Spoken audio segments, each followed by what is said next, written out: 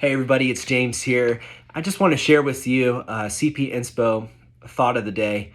And just this last week, really this month, I've been in a season of having an if you say so kind of moment with God.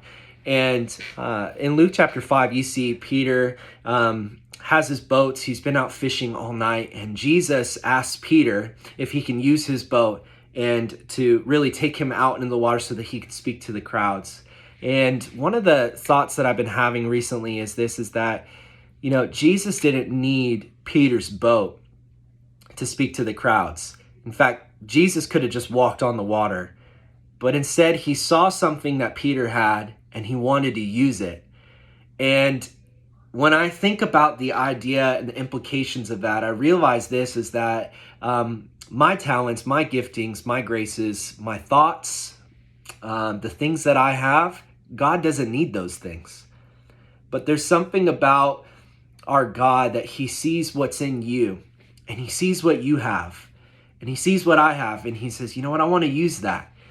When in reality, God could speak audibly in a way where the entire world hears his voice and draws to him. And in the same way, God could have just walked out on the water and everybody that was there would have believed.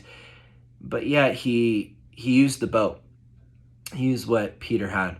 And when you keep reading, because of Peter's obedience to take Jesus out on the boat, after Jesus is done speaking, he says to Peter, he says, hey, why don't you go out a little bit deeper and drop your nets? And Peter's response, if you've read the story, is something to the effect of, we've tried that. We were out all night fishing and it didn't work. In other words, the conditions weren't right. Things didn't line up. We're ready to give up. We're ready to go home. If you think about it, they were out all night fishing. Peter, who's an expert fisher, knows the right time to go out when it's dark and the fish can't see you. And they've tried, and they're probably cold and tired and frustrated, and the results were not in their favor. But when Jesus told Peter to do it, there was a blessing on his word.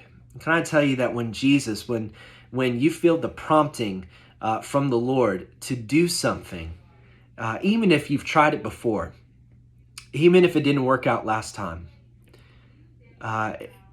there's a blessing on that word if you will step out in obedience. Maybe for you, it's forgiving a family member, or it's choosing to turn the other cheek when you've been wronged. Maybe it's to not fight back when you feel like you have every right to, but instead choosing in obedience to follow the prompting of the Lord. And when you do that, you might come into a moment like Peter, where Peter says, we've tried all these things and it didn't work for us, but if you say so, that's what verse 5 says. If you say so, I'll let my nets down again.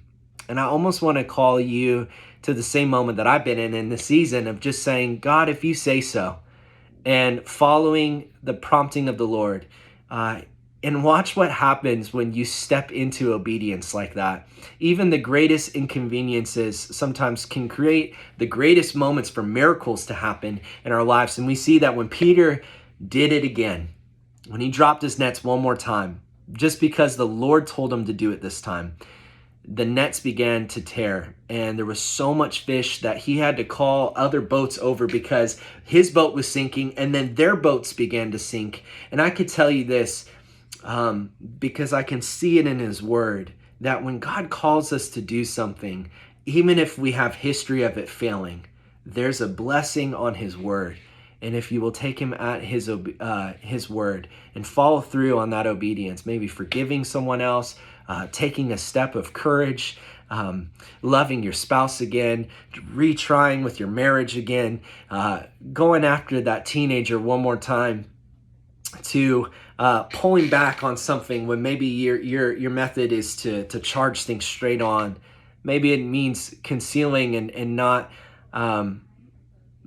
gossiping or slandering about someone else, or taking things out on someone else, but instead holding back. My point being is, whatever it is, if God is calling you to do something, have a if you say so kind of moment with God and do it. And watch as your nets begin to tear in your life.